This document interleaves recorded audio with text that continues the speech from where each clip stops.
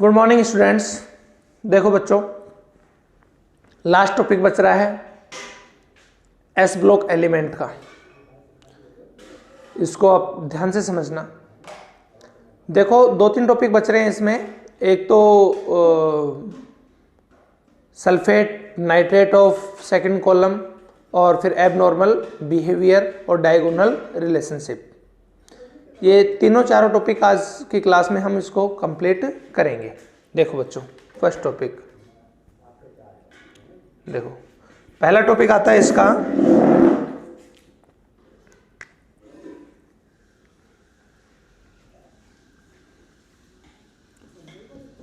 Oxo acids.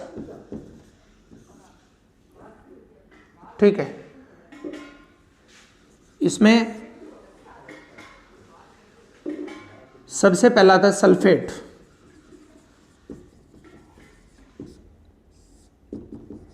Sulphate देखो बच्चों, second column के एलिमेंट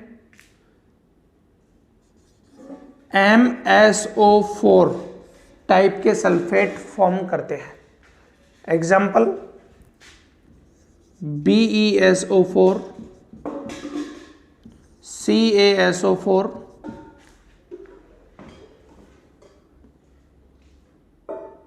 MgSO4,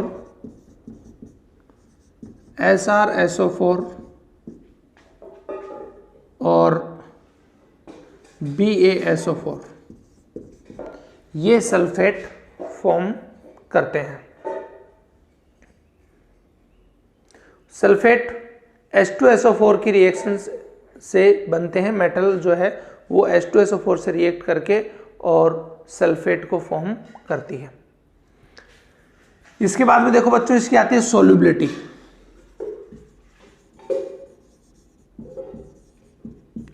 सोल्युबिलिटी को हिंदी में बोलते हैं विलेयता। किसकी विलेयता? सल्फेटों की विलेयता। तो सल्फेटों की विलेयता, हालांकि पूरे सल्फेट ही जल में बैडली सोल्यूबल होते हैं, यानी बहुत कम सोल्यूबल होते हैं, फिर भी हम अगर कॉलम में बात करें तो बच्चों BeSO4 से लेकर आप BaSO4 तक सोल्युबिलिटी डिक्रीज होती है, घटती है। क्यों घटती है? उसका कारण यह है कि बच्चों देखो, सोल्युबिलिटी के लिए सबसे ज्यादा जरूरी होती है hydration enthalpy. Hydration enthalpy, hydration enthalpy, जल योजन ऊर्जा सबसे ज्यादा जरूरी होती है, जल योजन ऊर्जा। और जिसकी जल योजन ऊर्जा का मान ज्यादा होगा उसकी विलेयता जल में ज्यादा होगी। और Be का साइज देखो, हाइड्रेशन एंथैल्पी साइज पर डिपेंड करती है। साइज जितना स्मॉल होगा हाइड्रेशन एंथैल्पी उतनी ज्यादा होगी, सोल्युबिलिटी उतनी ही ज्यादा होगी। तो देखिए, Be का आकार सबसे छोटा है इनमें, तो इसकी जल योजन ऊर्जा हाई होती है और इसकी लैटिस एंथैल्पी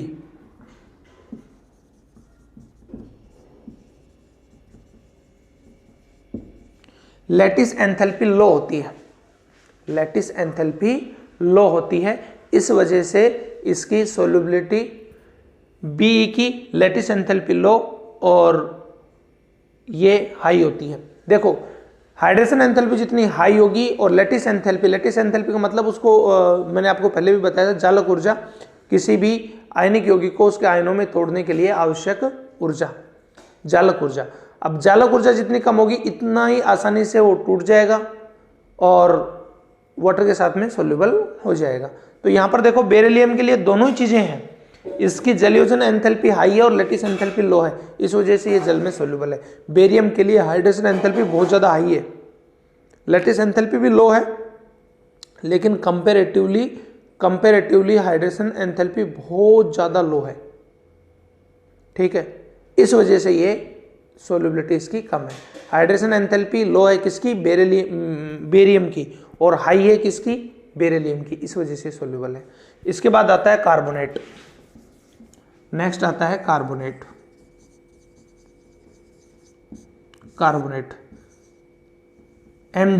MgCO3 MCO3, इसमें BeCO3, MgCO3, CaCO3, SrCO3 और BaCO3, इनकी सॉल्युबिलिटी भी डिक्रीज होती है, इनकी सॉल्युबिलिटी भी डिक्रीज होती है, बैडली सॉल्युबल होते हैं।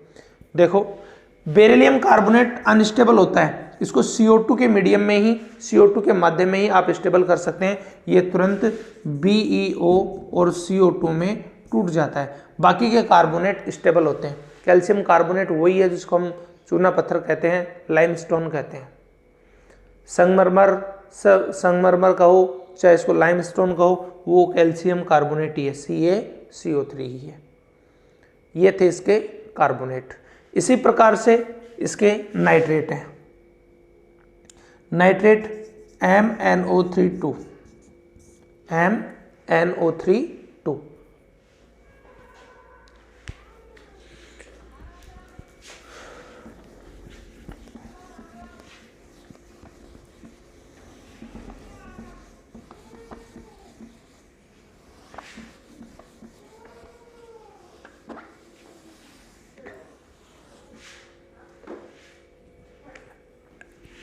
इसके बाद आते हैं नाइट्रेट। देखो बच्चों MO ये HNO3 से रिएक्ट करके MnO3 2 टाइप के नाइट्रेट बनाते हैं।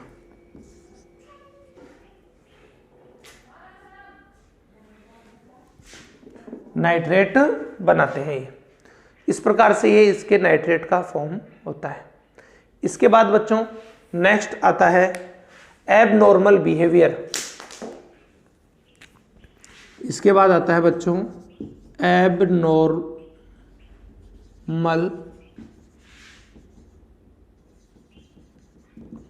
Behaviour of beryllium.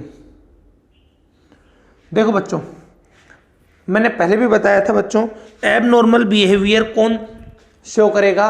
Abnormal behaviour के लिए 4 पॉइंट जरूरी है। पहला पॉइंट है इसके लिए हाई EN, इसकी विद्युत ऋणता उच्च होती है, विद्युत ऋणता उच्च होती है। सेकंड हाई पोलैरिटी, ध्रुवण क्षमता उच्च।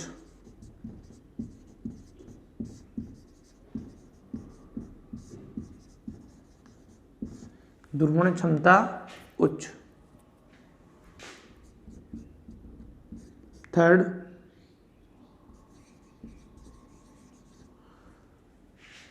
थर्ड होती है इसके बच्चों हाई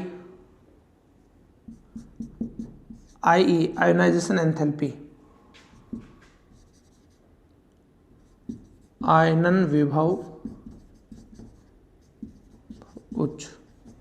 नेक्स्ट फोर्थ होता है वैकेंट d ऑर्बिटल उपस्थित, रिक्त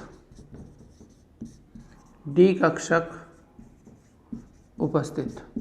देखो बच्चों ये 4 कारण हैं, ये 4 कारण हैं कि बेरिलियम अपने कॉलम में अलग गुण प्रदर्शित करता है। क्यों? क्योंकि बेरिलियम की विद्युत ऋणता उच्च है, बेरिलियम की विद्युत ऋणता उच्च है, बेरिलियम की ध्रुवण क्षमता उच्च है, बेरिलियम का आयनन विभव या आयनन एंथैल्पी उच्च है और उसके पास में रिक्त d कक्षक नहीं है, उसके पास रिक्त d कक्षक एब्सेंट, अनुपस्थित।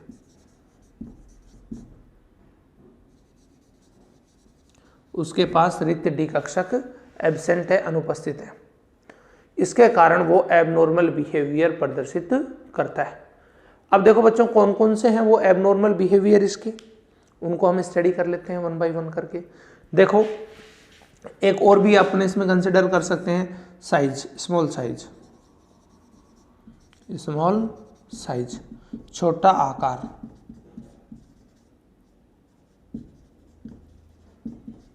देखो बच्चों, छोटे आकार के कारण इसके melting point, boiling point high होते हैं। मेल्टिंग पॉइंट और बॉइलिंग पॉइंट इनके हाई होते हैं।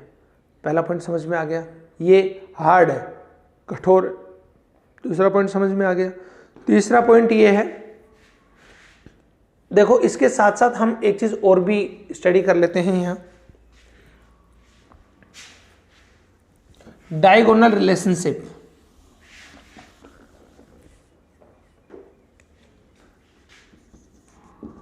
डायगोनल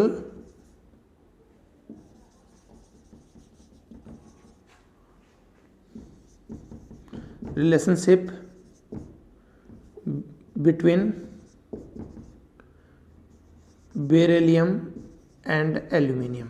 देखो बच्चों, इसका एबनॉर्मल बिहेवियर किसके इक्वल होगा? एल्यूमिनियम के इक्वल होगा, क्योंकि दोनों की नेचर सेम है। डायगोनल रिलेशनशिप क्यों है? देखो, बेरिलियम, मैग्नीशियम, बोरॉन, एल्यूमिनियम। देखो यों, यों और यों, तो ये इन दोनों में क्या हो गया बच्चों? डायगोनल बन गया। ठीक है, साइज डायगोनल के लिए मेन रीजन ये है कि इनका साइज ऑलमोस्ट सेम है। किसका? बेरिलियम का और एल्यूमिनियम का। क्यों? अप एंड डाउन इंक्रीज, बढ़ रहा है, decrease, up and down increase और लेफ्ट टू राइट डिक्रीज हो रहा है। इसलिए बेरिलियम और एल्यूमिनियम का साइज ऑलमोस्ट क्या है? सेम है।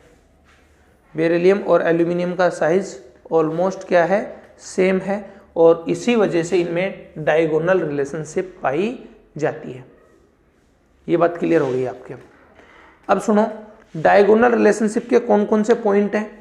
पहला पॉइंट, दोनों का ही साइज स्मॉल है, तो बॉइलिंग पॉइंट दोनों के ही हाई हैं। Both of have high boiling point, दोनों के ही बॉइलिंग पॉइंट हाई हैं।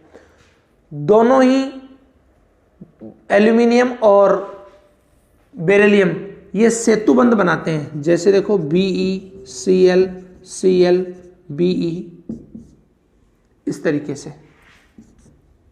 और एल्यूमिनियम भी ऐसे ही सेतुबंध बनाता है, Al, Cl, Cl, Al, Cl, इस तरीके से। ये भी ब्रिज बॉन्डिंग करता है, सेतुबंध बनाता है, दोनों के दोनों सेतुबंध बनाते हैं। समझ में आ गया आपको? एक ये पॉइंट था डायगोनल रिलेशनशिप में। और देखो बच्चों, डायगोनल रिलेशनशिप में और भी इसमें बहुत सारे पॉइंट हैं। एक और पॉइंट आता है, देखो दोनों के कार्बोनेट BeCO3 और Al2CO3, दोनों के कार्बोनेट अनस्टेबल होते हैं। दोनों के कार्बोनेट अनस्टेबल होते हैं, ठीक है, और ये CO2 के मीडियम में ही स्टेबल होते हैं। दोनों ही नाइट्रोजन से क्रिया करके नाइट्रेट बनाते हैं, ALN और BE3(2). दोनों ही नाइट्रोजन से क्रिया करके नाइट्राइड बनाते हैं। दोनों ही कॉम्प्लेक्स कंपाउंड फॉर्म करते हैं। Both are form complex compound like to BeF4(2), AlF6(3). इस तरीके से ये कॉम्प्लेक्स कंपाउंड भी फॉर्म करते हैं। ये ऐसे करैक्टरिस्टिक थे बच्चों जो ये दोनों शो करते हैं, और ये इसका बेरिलियम का एबनॉर्मल बिहेवियर भी है। अपने कॉलम में ये अलग करैक्टरिस्टिक भी शो करता है, और ये इन दोनों का डायगोनल रिलेशनशिप है। डायगोनल रिलेशनशिप की डेफिनेशन मैंने आपको पहले बता दी थी, वही चीज़ सेम रहेगी कि कोई भी एलिमेंट अपने कॉलम अपने से अगले कॉलम के निचले पीरियड में अगर सेम कैरेक्टरिस्टिक शो कर रहा है तो उसको बोलते हैं डायगोनल रिलेशनशिप, क्योंकि वो दोनों के दोनों एलिमेंट डायगोनल पे प्रेजेंट होते हैं, इस वजह से उनके अंदर सेम कैरेक्टरिस्टिक पाए जाते हैं। ये बात आपको समझ में आ गई। इसी के साथ में बच्चों आपका ये चैप्टर कंप्लीट हो गया है। नेक्स्ट चैप्टर पी ब्लॉक हम नेक्स्ट क्लास के अंदर स्टडी करेंगे।